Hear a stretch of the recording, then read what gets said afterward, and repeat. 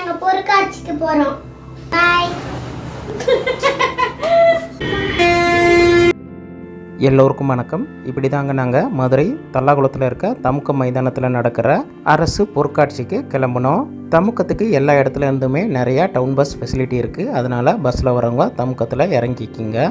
Bus stand பக்கத்தில் இருக்க main entrance இதாங்க.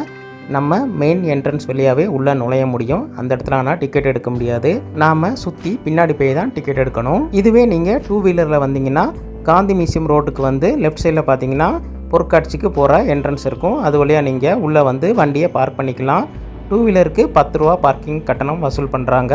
வண்டியை விட்டுட்டு அப்படியே உள்ளே போனோம்னா என்ட்ரி டிக்கெட் எடுக்கணுங்க. பெரியவங்களுக்கு 15 ரூபா கட்டணம், சிறிய குழந்தைகளுக்கு 10 ரூபா கட்டணம்.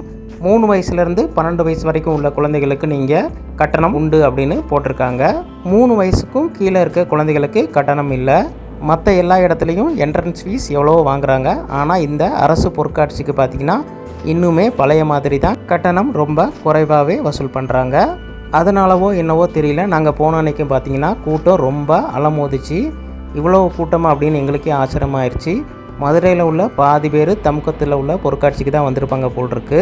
அதை விட நாங்கள் போன இன்றைக்கி பார்த்தீங்கன்னா அழகர் ஆற்றுல இறங்குற ஃபங்க்ஷன், அதனாலையும் பல்வேறு ஊர்களேருந்து மதுரைக்கு நிறைய பேர் வந்திருப்பாங்க போல். அதனால் கூட்டம் ரொம்ப அதிகமாகவே இருந்துச்சுங்க. பொதுவாகவே இந்த மாதிரி பொருட்காட்சியில் கூட்டம் அதிகமாக இருந்தால் நம்மளுக்கு சந்தோஷமாக இருக்கும். எல்லாருமே ரொம்ப சந்தோஷமாக உள்ள வேலை பார்ப்பாங்க. உள்ள கடை போட்டிருக்க எல்லாருக்குமே வசூல் நல்லாயிருக்கும். அதனால் அவங்களும் ரொம்ப ஜோராக ஹாப்பியாக வியாபாரம் பார்ப்பாங்க. இன்றைய நாள் பொருட்காட்சியும் அப்படி தாங்க இருந்துச்சு. வெளியே சின்ன சின்ன கடை போட்டிருக்கவங்கலேருந்து உள்ள கடை போட்டிருக்க பெரிய பெரிய கடை வரைக்கும், அதே மாதிரி ராட்டினம், இது எல்லாமே ரொம்ப ஜெகஜோதியாக ஜோராக நடந்துச்சுங்க. உண்மையை சொல்லணும்னா எங்களால் இன்றைக்கி ஒரு ராட்டினத்தில் கூட ஏற முடியலங்க. எல்லா ராட்டினத்துலையும் ஏறலான்னு ஆசை தான், ஆனால் கூட்டம் ரொம்ப அதிகமாக இருக்குது.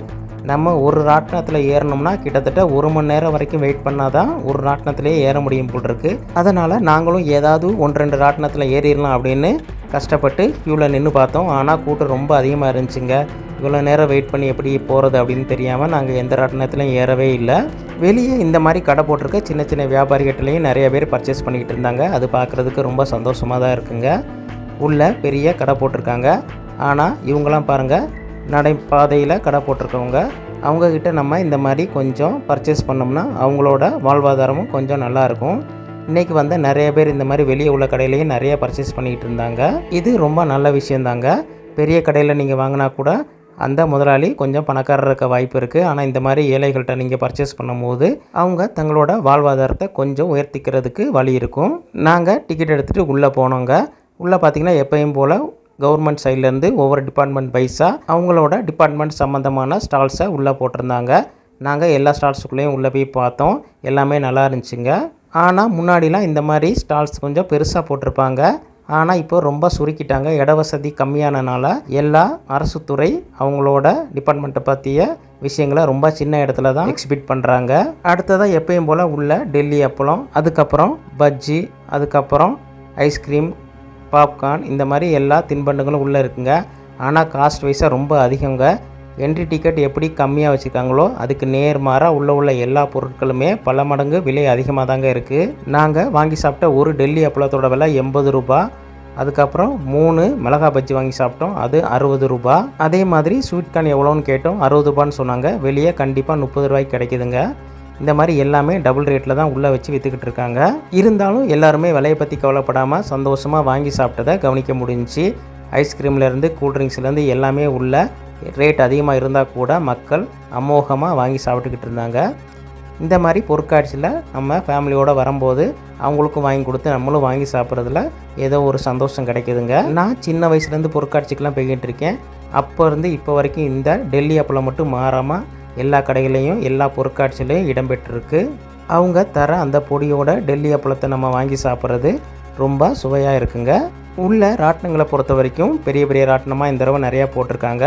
ரொம்ப ஹைட்டான ஒரு ராட்டினம் இருந்துச்சுங்க. அது பார்க்குறதுக்கே ரொம்ப பிரமிப்பாக இருந்துச்சு. எங்களுக்கு அதில் போகலான்னு ஆசை. ஆனால் நாங்கள் சின்ன பாப்பாவை கூப்பிட்டு போயிருந்தோம். இந்த மாதிரி பெரிய பெரிய ராட்டினத்தெலாம் எங்கள் பாப்பாவை ஏற்றுறதில்ல. அதனால் அவளை மட்டும் எப்படி தனியாக விட்டுட்டு போகிறது அப்படின்றதுக்காகவே எங்களால் அந்த ராட்டினத்தெலாம் ஏற முடியல.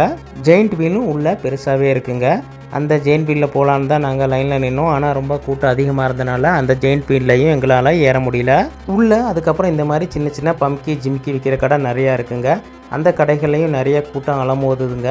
எல்லாருமே ஒரு தட்டை வச்சுக்கிட்டு அவங்களுக்கு தேவையான ஜிமிக்கி பிம்கி இந்த மாதிரி விஷயங்கள்லாம் நிறையா வாங்கிட்டு இருந்தாங்க. நாங்களும் எங்கள் பாப்பா கேட்டான்னு நிறையா சின்ன சின்ன பொருட்கள்லாம் வாங்கினோம்.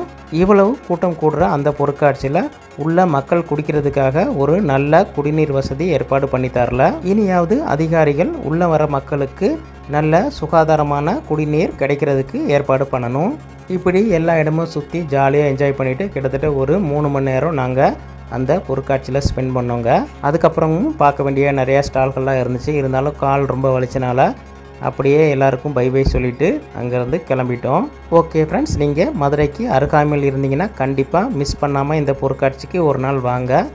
நம்மளை நம்பி நிறைய பேர் கடை போட்டிருக்காங்க. சின்ன சின்ன கடையிலேருந்து பெரிய பெரிய கடை வரைக்கும், பெரிய பெரிய ராட்டினம் வரைக்கும் உள்ளே போட்டிருக்காங்க. நம்ம தான் அவங்களுக்கு ஆதரவு கொடுக்கணும். அதனால் உங்களுக்கு டைம் கிடச்சிச்சின்னா நிச்சயமாக உங்கள் ஃபேமிலி மெம்பர்ஸ் எல்லாரையும், அது போக சொந்தக்காரங்க இருந்தால் அவங்களையும் கூட்டிகிட்டு வந்து ஜாலியாக சுற்றி என்ஜாய் பண்ணுங்கள்.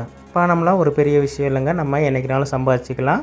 ஆனால் இங்கே வந்து இந்த கூட்டத்தோட மக்களோட நம்ம இந்த மாதிரி பொருட்காட்சியை பார்க்குறது நிச்சயமாகவே மனசுக்கு ரொம்ப சந்தோஷத்தை கொடுக்குங்க.